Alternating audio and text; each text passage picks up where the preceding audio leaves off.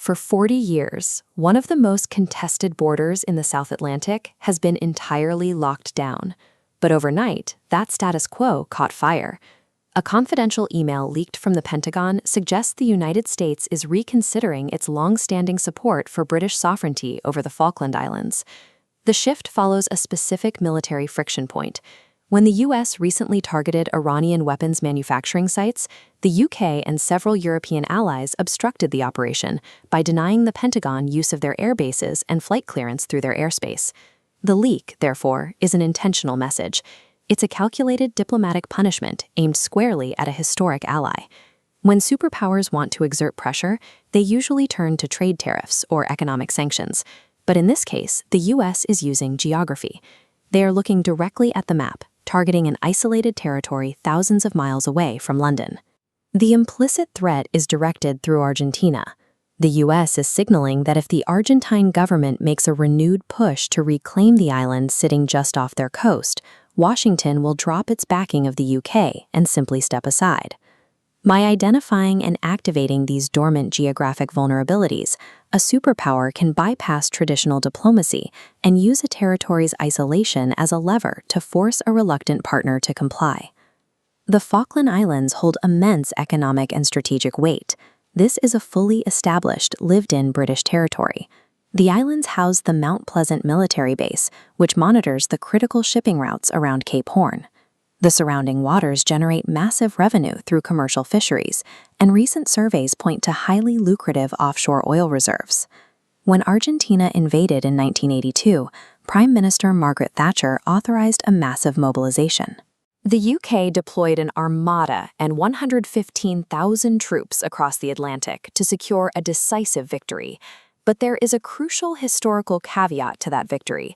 While officially maintaining a neutral stance in public, the United States secretly provided vital intelligence and logistical support that ensured the British campaign succeeded. Since that war, a 2013 referendum showed 99.8% of the islanders voting to remain British. Yet those 4 decades of absolute stability have always relied on the quiet, implicit backing of the American military.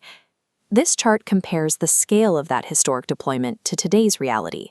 While the UK sent 115,000 troops to the Falklands in 1982, the entirety of the modern British armed forces now numbers just 75,000 personnel. The military is stretched incredibly thin, and the domestic industrial base that once supported it has collapsed. The UK has closed its coal-fired power stations and lost the domestic capacity to independently forge the heavy steel required to build and maintain naval vessels.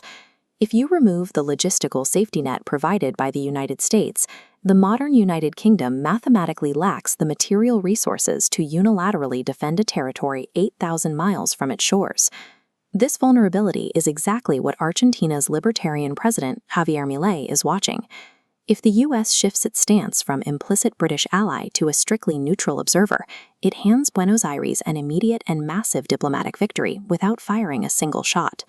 Recognizing this opening, the Argentine administration is already aggressively pushing to renegotiate the sovereignty of the islands, completely freed from the fear of American retaliation. The mere whisper of American neutrality instantly alters the balance of power in the South Atlantic. It emboldens a rival claimant while completely isolating a historic ally. This isolated threat against the Falklands fits perfectly into Donald Trump's broader playbook of pressure diplomacy. He has employed this exact tactic before. During his first term, he floated the idea of purchasing Greenland, and he consistently leveraged the threat of American withdrawal to force NATO members to increase their domestic defense funding. In this framework, the security of an ally becomes a bargaining chip. Long-standing territorial agreements are treated as assets that can be held or traded based on immediate, transactional needs. The implications stretch far beyond the South Atlantic. Historic shared values, century-old treaties, and democratic referendums on self-determination do not guarantee superpower protection anymore. By weaponizing the map, any settled border dispute across the globe can be instantly defrosted by a single shift in Washington's mood. This is the exact mechanics of modern statecraft. To force an ally to bend to your will, you don't need to sanction their economy. You just have to point to a map, identify a dormant threat, and step aside.